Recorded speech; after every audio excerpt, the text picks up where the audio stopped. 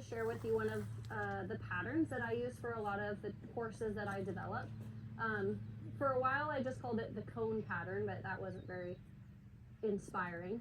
So I often refer to it as the Canter footwork pattern, because although it can be done at a preschool level, you could just do it at the walk and get a ton of experience from it. It's a pattern that you can build with speed and work towards building the footwork for walk to canter transitions, canter walk, and then ultimately your flying lead changes. So some of you guys were asking, we're talking about getting the side pass without the horse bearing down into your hand and getting heavy in front, and this will also help with that, because the better your horse goes sideways, the better their canter is. It's a really fun phenomenon that yield has a drastic and direct improvement on your canter. So this is Noble. We're going to go through it with you, and I'm going to start out showing you how I would start it at the walk with a young horse first.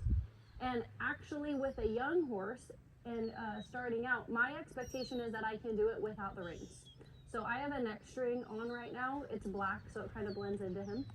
But I want to see that I can do it without having to use my reins for control before I pick them up, because the reins ultimately should be to shape and balance my horse. So until I know that I'm not using them just to control, to stop and steer, I don't give myself permission to use them for putting that icing on the cake and developing that shape and balance. So to start off, I'm just checking, can my horse follow my feel and follow my focus around the pattern without me having to yank on their mouth. So I'm gonna go around and halt at the cone that's furthest from me. Side pass away, and the thing is, whichever leg I side pass from, so here it's my left leg, and that's a little lazy, sir. There, whichever leg I yield from is the direction I turn. So he just got away from my left leg, so I turned left. And if you want to think about it like this, I'm essentially riding a figure of 8 with a sideways yield in between. Okay, so I'm coming around, I'm going to go to the cone that is furthest from me. So I've set my focus on that cone furthest from me. When we get there, I'm going to halt, go sideways away from my right leg, and then turn right. Now, the pull is really there more so for me than anything. It's going to help me be accountable that I'm not allowing my horse to leak forward in the sideways, because we're quite good at fudging it and saying, it's good enough, isn't it? Isn't that good enough? Anytime I hear people say, is that good enough? I just kind of smile and shake my head. If you're saying, is that good enough, then it's probably not. I'm going to go to the cone furthest from me, sideways away from my left leg, then turn left. So for many, this would be a week's worth of work, right? Like this is already quite hard just to do this simple and slow version.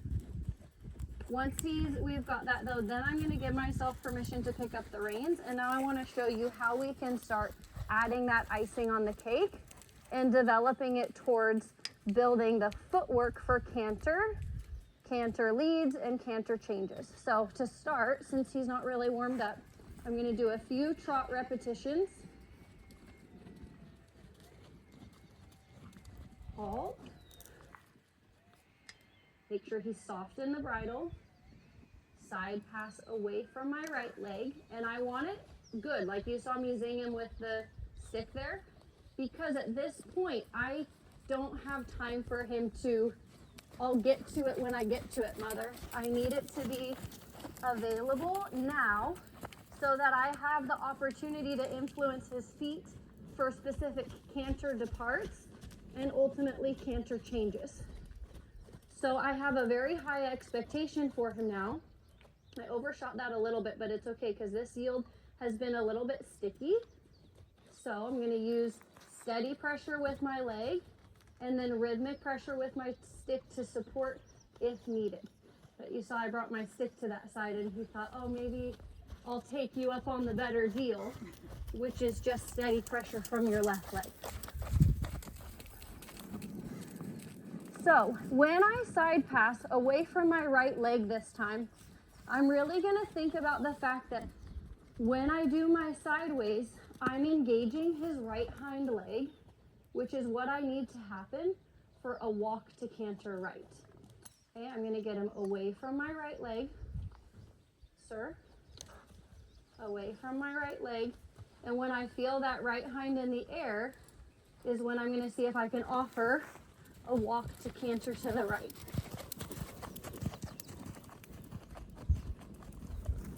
Going to the cone furthest away from me, and we're going to go canter to halt. Have a moment of softness, let him settle, make sure he's soft in my hand, and then sideways away from my left leg. Now I'm feeling for the left in the air now. Now, that's my moment to ask for the walk to canter. Now, the reason that works for him is because when his left hind or inside hind is in the air, that's a moment, a nanosecond before the outside hind is going to hit the ground, and that's going to be his loading leg for the canter. If I want a right lead canter, the footfall is outside hind, diagonal pair, right front. Outside hind, diagonal pair, right front. So I need to cue for the canter as he's loading that left hind leg so that he can load and strike and change his footfalls to 3 beats.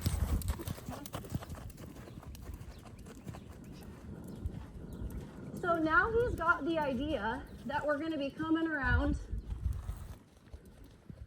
halting, suppling the lateral side of his body, changing directions, right? So he should be developing a balance point, right? That he's coming in going, I need to canter, ready to walk, or halt rather. I need to halt, ready to yield sideways. I need to yield sideways, ready to canter. And if he's then coming into it with all that mobility and availability, maybe I can change the script on him and come over and ask for my change through the center. Maybe I can take that availability and mobility and take change over the pole. Now that last one was my timing. I asked a little late, so then the pole actually got in his way. Good boy.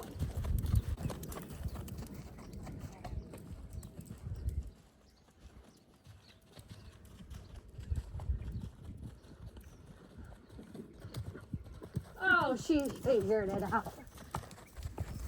Okay, so I'm going to bring him to the center of the pole as our grand finale and see if we can halt and plant his rest and his reward right there, because that's like in every pattern. I think there's a sweet spot to every pattern, and for him, I want him to think the center is actually the sweet spot so that I'm developing his draw to that point, which is where I'm asking for the hardest yield. Make sense? Thanks, buddy.